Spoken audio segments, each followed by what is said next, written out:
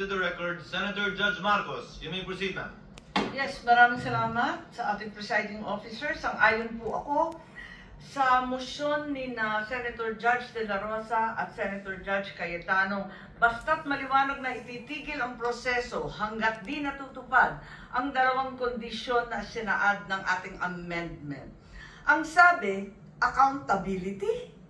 Accountability ba talaga? May dalawang SKL ako dyan. Una, SKL, share ko lang. Share ko lang na si VP Inday Sara ay sinampahan ng kaso sa Komisyon ng Audit, ang COA, sinampahan ng kaso sa Supreme Court, sinampahan ng kaso sa iba't iba pang korte, sinampahan ng kaso ng Department of Justice, pati na rin ng PNP, at sinampahan ng kaso ng disbarment. At kanina lamang, may panibagong isasampang 612 million na namang confidential fund ng OVP at ng Department of Education.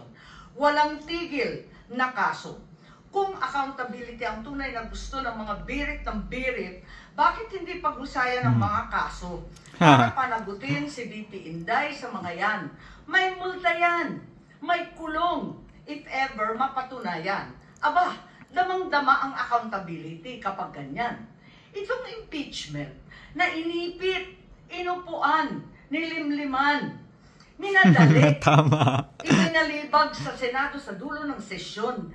Ito ay ang pinakamaliit na iskinita ng accountability. You got it! Itong ipinipilit na impeachment, aminin man nila o hindi, ay para lamang manira ng imahen ng isang publiko at walang uuwian, kundi pag-disqualify kay VP Inday Sara para sa eleksyon ng 2028. Tama! Yun lamang ito. Okay. Pinaghirapan pa natin ang ating mga sarili. Alam naman natin lahat, tayo at ang sambayanan, hindi accountability ito. Tungkol ito sa pagpigil kay VP Inday Sara para sa 2028. Huwag na tayo mag-production number.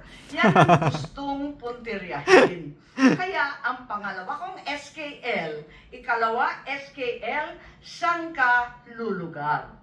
Kapag umuo ka sa pagpatuloy ng impeachment, magpadala ka sa mga ambisyoso ng 2028. Kapag pinadismiss o pinaremand mo naman, sasabihan kang pinoprotektahan mo si Inday.